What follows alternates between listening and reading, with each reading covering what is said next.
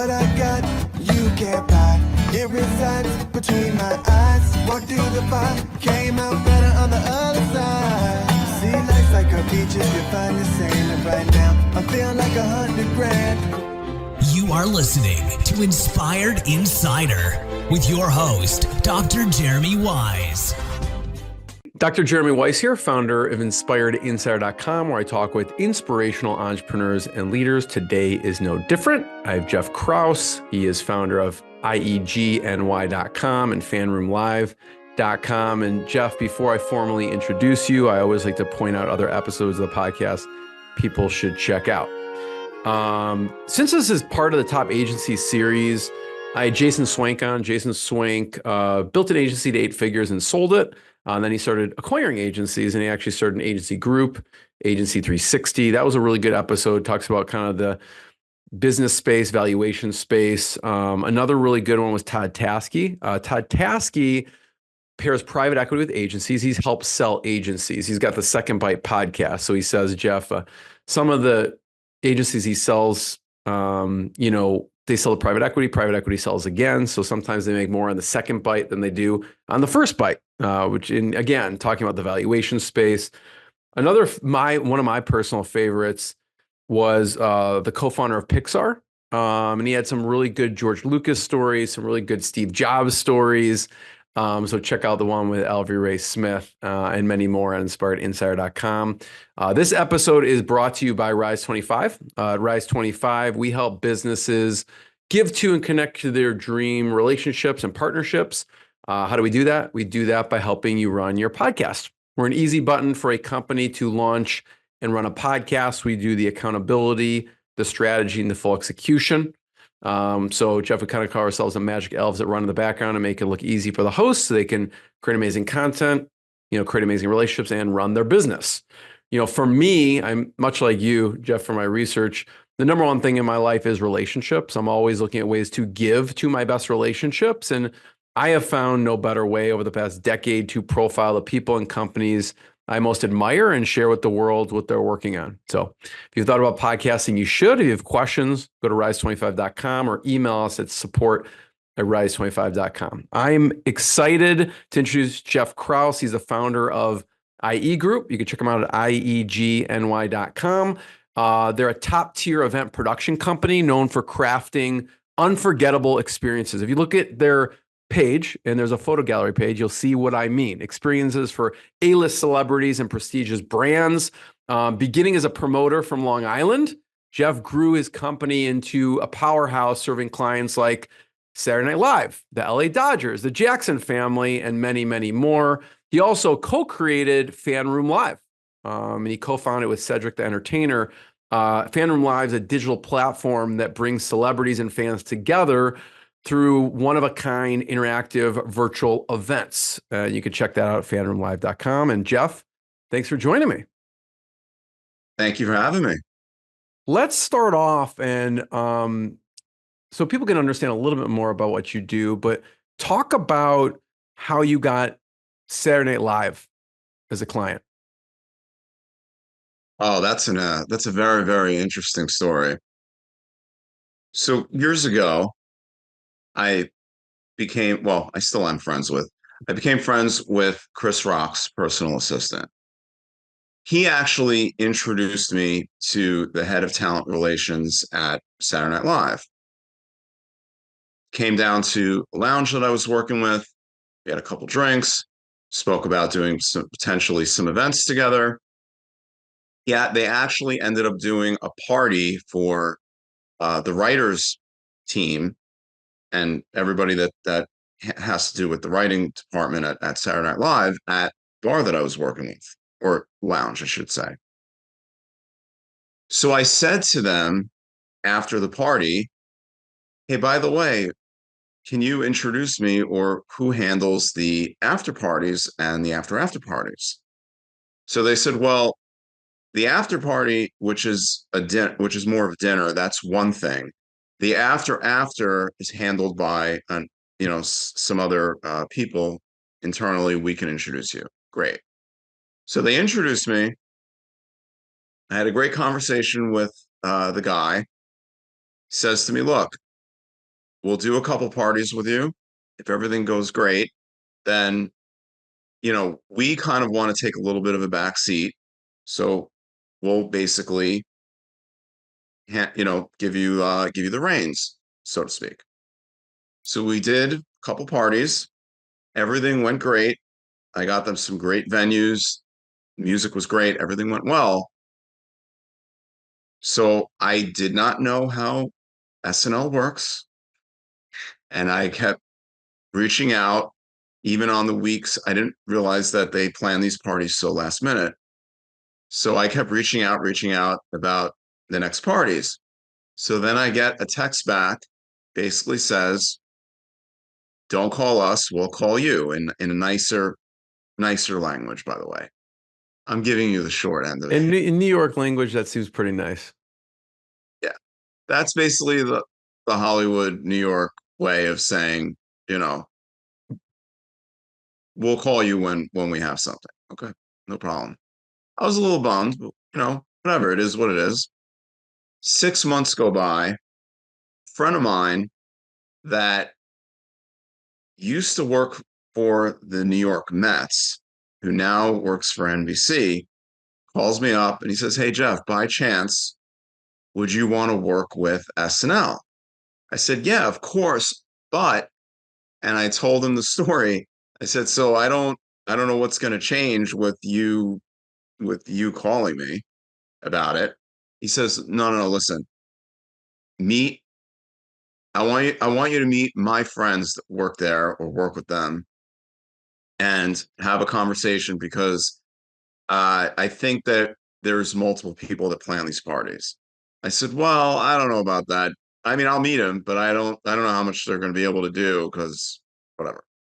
So I ended up having drinks with the other guys, and it turned out that the guy that I dealt with was only one of several people that pick and choose what happens and where with these parties.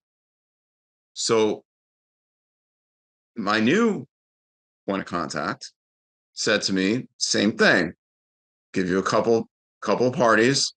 If everything if everything goes well and you get us some great spots and the party goes well, you can have my end of the parties.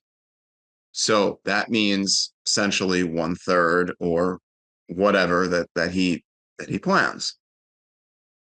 So everything went well, and he said, "Jeff, you have my third of the parties." So I still didn't know how they operate at such a last minute thing. So I would reach out It's a lot every to week. coordinate. It's not that. You have to understand something. The after party is the least of their worries throughout a week. They got so much other stuff going on. The party itself is the last thing to deal with. So I would reach out at the beginning of every week and I said to him, "Is there any way that we could change this? Because you guys calling me at Friday night at 8 o'clock and I got to get a venue and they got a staff." He said, "Jeff, if you want to work with SNL and if you don't, I understand. But if you want to work with them, this is how they operate. I've tried to change it. It's not going to change. They just like to do things this way." So I said, "Okay, no problem." So what I did was I would call a couple different venues at the beginning of each week, and I would say, "Look, we're Friday night at 8 o'clock. We're going to make a decision on where we're going. Staff up, and when I call you, that means that we're 100% on. So this way, I don't have to worry about whether they're staffed or not. I just can't confirm with them until the end of the week." So I reverse engineered the whole thing. So it turns out the guy that I originally dealt with moved out of town. So by default, they now come to me and have been for the last number of years with most of the after parties. Who knew? By default. This Well, it comes with, hard work, follow up, Oh, making the absolutely. connections and everything behind the scenes.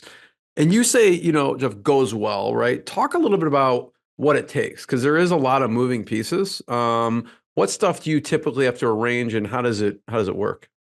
Well, by the way, I just want to say one thing. When I say by default, I mean it in the sense of that there's nobody else that is dealing with it on their side. They only have one person really that wants to deal with it. And that is my point of contact. That's what I meant by default. There were multiple people that were choosing the space each week, and then it'd be a different story. But they designate now one person, at least most of the time, and that person relies on me to handle it. That's what I meant. Yeah, totally. What goes into throwing a great party, right? You've thrown many different venues, celebrities. Talk about what goes in to throwing a great party. Well, number one, you have to have obviously great drinks. You have to have great music. DJ selection is very, very important because that can make or break the party.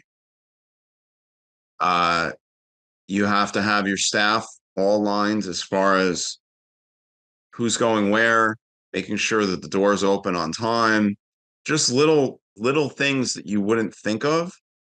And yeah, just making sure the client is happy, the food is good. I mean, there's a lot of different things that go into planning a good party. Entertainment, is there going to be a live band or a performance? Maybe a magician. I don't, everything, it really depends on the client, but those are the fundamentals of having a great party is clientele is coming in, have feeling like they got a great experience coming to this event. You also you've done a lot of work for the LA Dodgers. Talk about one of the events there and how it worked. Well, one event that we did with the LA Dodgers last year, we did it at Top Golf, and George Lopez hosted. As you know, he loves golf, so, and he loves the Dodgers, so that was a great fit. Brett Young performed, and it was great. Everybody had such a great time. Lots of celebrities came through. A lot of the Dodgers came through, and they raised a lot of money for the children's hospitals. In fact, George Lopez, during the auction, actually bought a lot of stuff himself just so that he can give back to the charities. Talk about how do you decide on, host, people performing, and also, partnering, which charities to partner with. Well, the charity end of it, that depends with the Dodgers specifically. Chris Taylor, as far as the events I do with the Dodgers, he's always the one that heads that up, and it's always charities, children's hospital, anything to do with sick kids is their thing. So with George Lopez, he loves the Dodgers. He loves to help sick children, and he loves, to host golf events. So it just made sense, and he was available. Brett Young, uh, he same situation. Loves to help the charities. Loves to help sick kids. He's a very, very giving and very charitable guy, and he was available to perform. It's as simple as that. It's not simple, but it's as simple as it hits those categories. Talk about listen, maybe George Lopez for a second, and getting in touch with him. I'm sure he gets a lot of inquiries, and how you were able to make that happen for that event. And I know he's participated in different fan room lives as well. Well, so a couple different things. I'm actually friends with George's publicist, and George and Cedric the Entertainer, who's my business partner in FanRoom Live, are very close, longtime friends. So there's two different things happening at once, if that makes sense. My business partner has also known George Lopez for a very long time. So getting to him is not necessarily the issue. It's more of, is this a fit for George? Is it a fit for the Dodgers? We have access to him. That's not the issue. It might be the issue for most other people, but for us, when it comes to George, that's not the issue. You mentioned, Jeff, about SNL, right? At first glance, it's like, yeah, Jeff's got a lot of connections. Obviously, SNL will call him, but it takes a lot of kind of grit, follow up connections to make that happen. How did you first get connected with the LA Dodgers? Chris Taylor's agent is a good friend of ours. We work with him a lot, and we actually did something with the Dodgers on FanRoom Live. Well, let me backtrack for a second. During the pandemic, the event that we did with George Lopez and uh, and everybody, that event happens usually every year. So the year that it was during the pandemic, we couldn't we couldn't do it because of everything. So what we did was we ended up uh, working with Chris on the pre-event, which they had a lot of different performances. Alexander Ludwig performed. George did some comedy bit. Cedric participated, and a whole bunch of other big names. And then we raised a lot of money for it. And then the after party virtually was on FanRoom Live.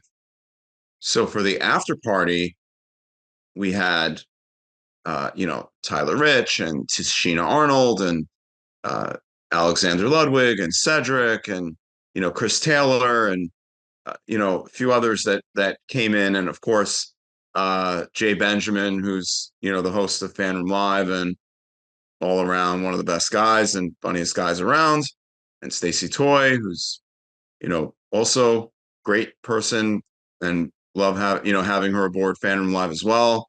So it was just a great energy, and we raised some good amount of money for the charities, even virtually. So, with the pandemic, FanRoom Live kind of was birthed out of the pandemic. Yes. And so once you kind of discovered, this is not just a one-time thing. Talk about how you say, we need to turn this into something more. Because it could have been just a one-time event. Yeah, we're just going to do this virtual thing. What was the original idea? It was, well, so let's backtrack for a second. Before FanRoom Live was ever a thing, the way this idea came about was my business partner, Mitch Faulkner, we work with a lot of athletes and wrestlers that are friends of ours. Mitch books them for Comic Cons and wrestling conventions and all this stuff. So he called me up and said, look, we're all bored in our house. Why don't we get some of our athlete friends online, maybe to teach a class or meet their fans? And I said, well, why don't we do that with celebrities as well? What a great idea. Why don't we raise some money for charities? What a great idea. So we started making calls. Called Cedric. We pitched him the idea, just a skeleton idea. We did not have the name FanRoom Live or anything other than this is the concept. And Cedric just said to us, it sounds great, but I think there's way more to this than what you're thinking. I think this could go on way past the pandemic. Okay.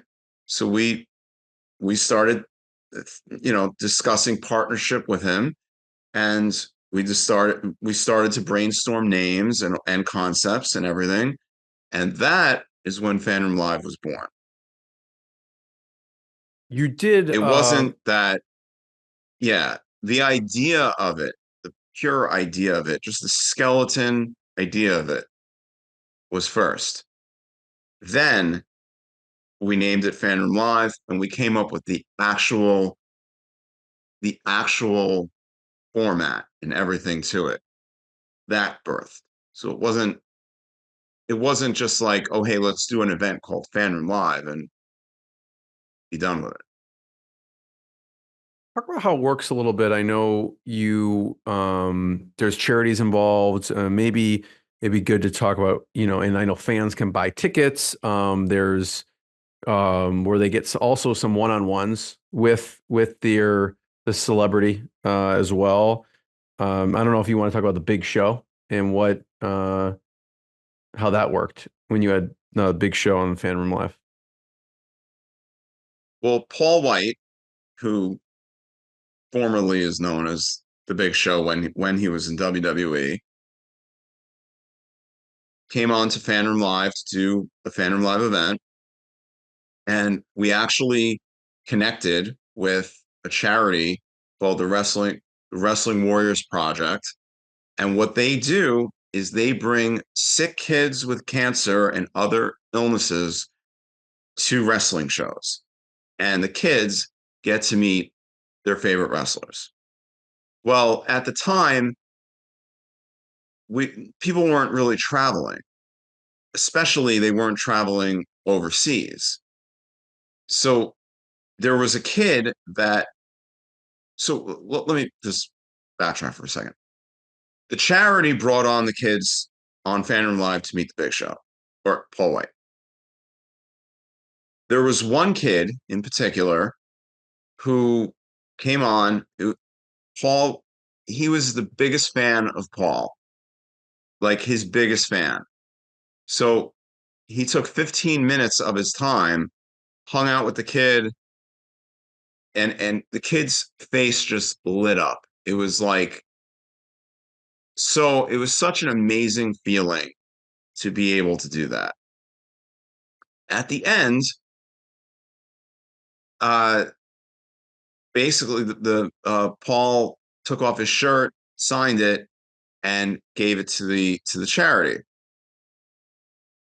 Well, I posted the video of that interaction, and a wrestling podcaster friend that saw the video reached out to me and said, "Hey, Jeff, I saw what you did for that kid.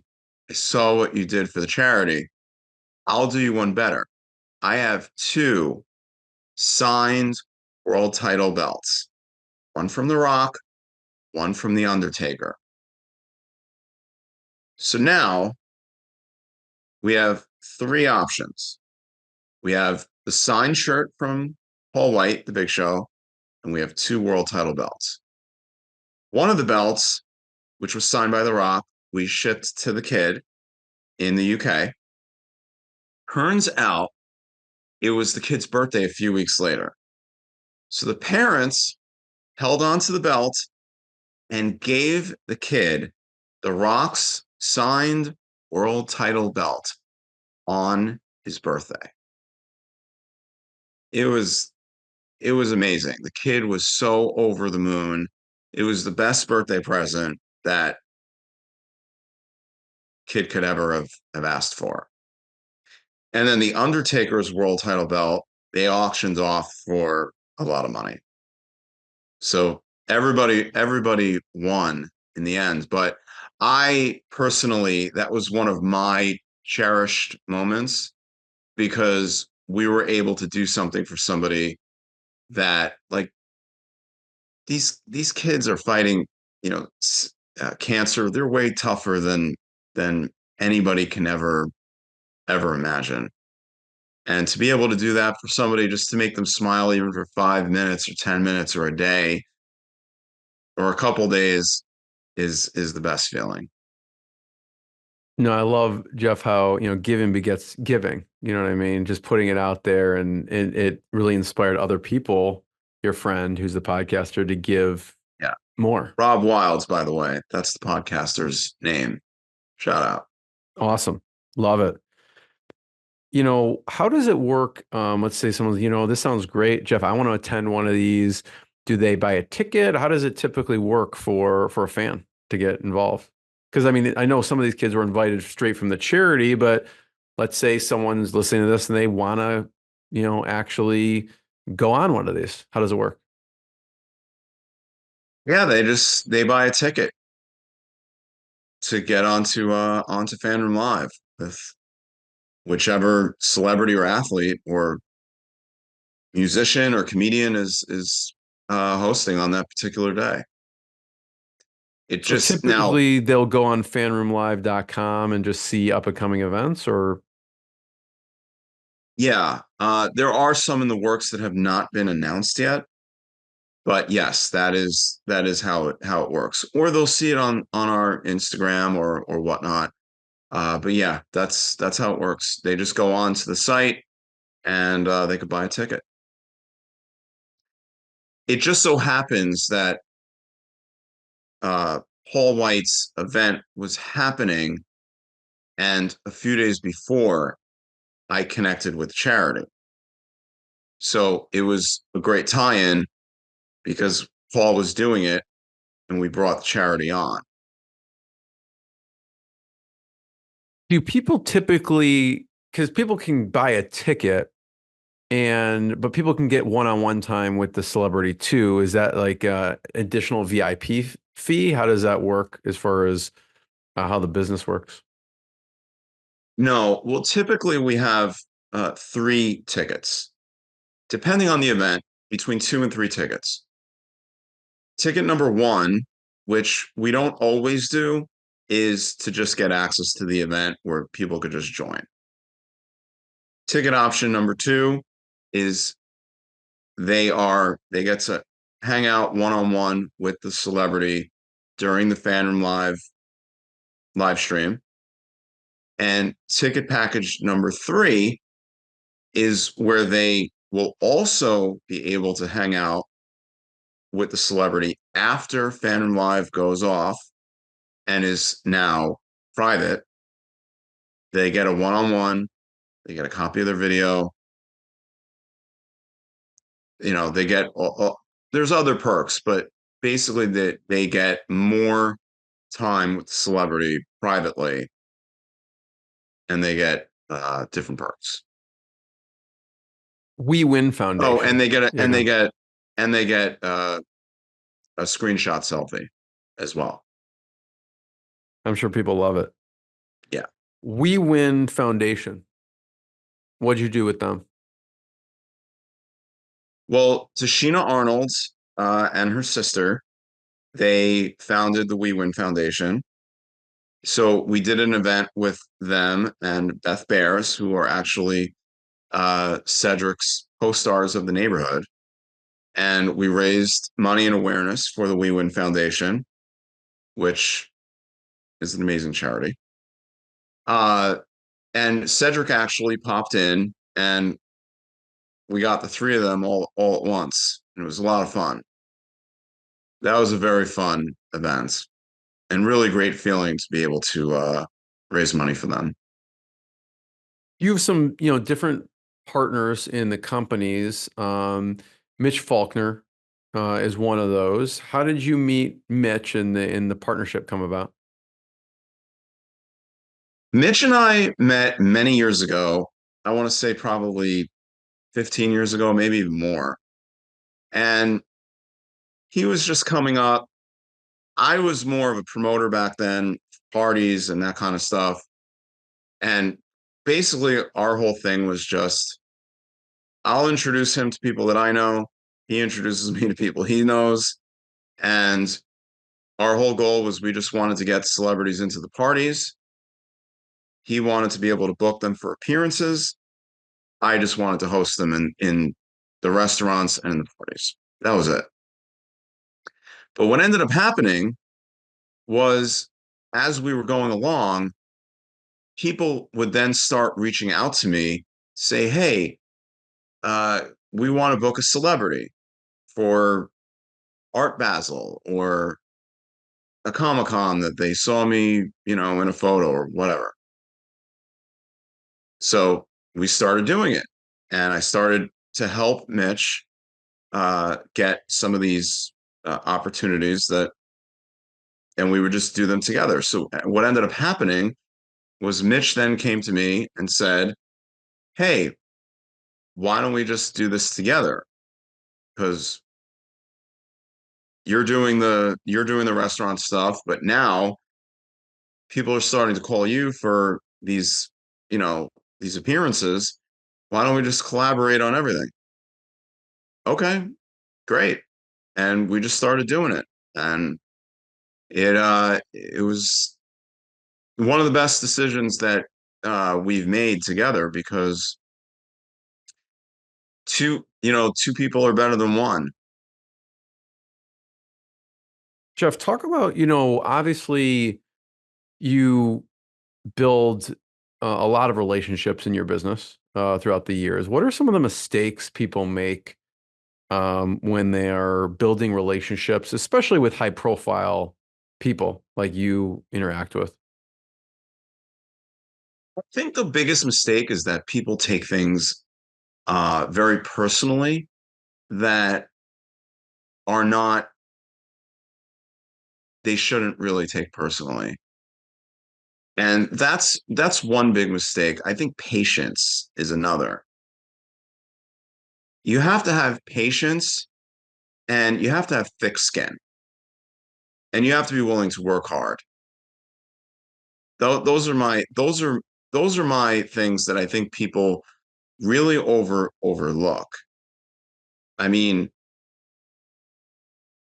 if a celebrity ends up doing an event without me or whatever, I'm not getting mad. It's just part of the, you know, part of the business.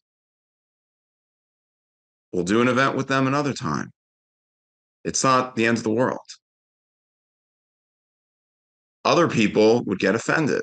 Oh, why didn't they call me? And I don't have time for that kind of stuff. I just look forward. Okay, who's coming up next?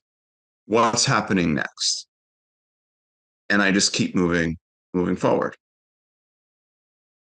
And I Yeah. just keep a positive attitude and appreciate what I have, not what I don't have. What's interesting when I was researching you, that the first event that you put on, so to speak, or promoted, they wouldn't even let you in. You know what I'm talking about? Yeah, yeah, What I was do. talk about what was going through your mind? What was paint the picture? I mean, I was underage, and up until that point, I would show a fake ID or show an ID and get into a lounge or a club or a bar, no problem. It was never an issue. I never had issues getting into venues. So, of course, the one time that my friend, who, by the way, had been pressing me for like weeks to try out promoting a party, finally we do it. I show up to the door, and the bouncer asks for ID. I show my ID, and he looks at it and says, "This is not you." So I'm thinking in my head, oh my God, we have hundreds of people coming. We have people that we have not spoken to in a very long time coming to this party. I mean, my partner at the time, he literally was calling people that he hadn't spoken to in 10 years that they used to go to camp together. Tennis camp, to be exact. So, I mean, I'm very nervous. I'm freaking out. But my business partner was of age. He went in, he spoke to the guy that was in charge, started yelling and screaming. Me and my business partner busted our asses to put on this party and have, hundreds of people to pack this venue. And, but I guess he was so aggressive and annoying about it that the guy was just like, listen, I'll let him in. Just stop bothering me. I'll let him in. He just can't drink. What was So I interesting got in. I just too, wasn't allowed to drink. Jeff, is financially what happened on that first event. Oh, we didn't get paid. They totally fucked us. They totally fucked us. Um, yeah. First of all, they didn't, at the time, the way that stuff worked was that you got paid per head of everybody that came through the door. Not only did they not count our people, but my sister showed up with some of her friends, and one of them knew the door person. So they just counted that for the venue or for whoever. They basically said, oh, anybody that you did bring got in for free. You didn't bring in anybody that paid. No, it's that a lot of people that, first of all, didn't get in because there were so many people that showed up that the street was flooded with people. And secondly, they didn't count the people. So we got into a huge argument with the promoter, and he just didn't pay us. What kept you going with the business? Because again, your friend pushed you, hey, we should do this, Jeff, we should do this. You're like, no, I don't want to do this in general. And then you decide to do it. You spend all this time, you can't even get in. Then you don't get paid. What made you decide to keep going? There's just something in me that when I start something, I just want to see it through. And I knew that well, there's two things. There's that, and there's also the fact that I saw how the people that got in had a really amazing time. And the feeling of being able to put on an event where people that do get inside have an amazing experience is unbelievable. So I said, you know what? Let's give it one more shot. I know we can do this, but I want to do it I want to find a promoter who's not working at the hottest club in the city. It could still be good, but it doesn't have to be the hottest club and people that are going to treat us with respect. So what we did was we started working with them. They showed us the ropes. They gave us the full respect, carte blanche. And I actually enjoyed working with them. I actually was getting paid and actually getting shown the proper respect. So we continued on. And then 9/11 hit, and we were off for a number of months or whatever, and then we came back. Yeah, I remember there's a story out there where you talk about you had an event that you were going to be promoting that day, actually. And obviously you're in New York that same day. No, no. Well, what actually happened was we had an event that was coming up that weekend. I had made flyers the night before. I went to Kinko's, printed out flyers that had a picture of the World Trade Center on it. And it listed the name of the party and all that stuff. When I woke up, I was about to have breakfast and go outside and start passing out flyers around my campus. Because I went to college in New Jersey. So I figured all the students would want to come and party. Well, when I woke up, my roommate happened to be there and said, "Hey Jeff, did you hear what happened? And you better call your dad because my dad worked on in the Wall Street area at that time." So thank God he told me, because otherwise I would have not necessarily turned on the news. I would have went outside and started passing out flyers with the, that would have been bad. But thank God my dad was okay. And I found out about it in the nick of time before I completely made a very, very big ass out of myself. Well, I'm glad your dad was okay with that, because that could have been really bad. I'd love to Yeah. hear, Jeff, some of the best advice you've gotten from your mentors, partners, colleagues, maybe a lesson or advice you've gotten from Cedric the Entertainer, and we could talk about Mitch as well. What's the lesson or advice you've gotten from Cedric? Well, the one thing with Cedric, um, you know, he's a different uh, he's a different kind of breed of human being and business person than anybody that is in Hollywood. He's just such a great and giving guy, has such a beautiful heart. And he's always just very fair with people. He's very kind to people. Even if there's a disagreement, so to speak, it's a logical disagreement. It's not, you'll never hear him yelling or insulting anybody or anything. But at the same time, also don't take, you know, crap either. So there's a balance to it. But at the end of the day, the best advice that I've been given by him and by my partners is always be kind, have great communication, try to work things out civilly, work hard, and things will happen. Rome wasn't built in a day, and neither was anything else. You got to work hard, and just little by little, things will just happen. What about Mitch and Faulkner? What was a Oh, lesson or same thing. advice? Yeah, same thing.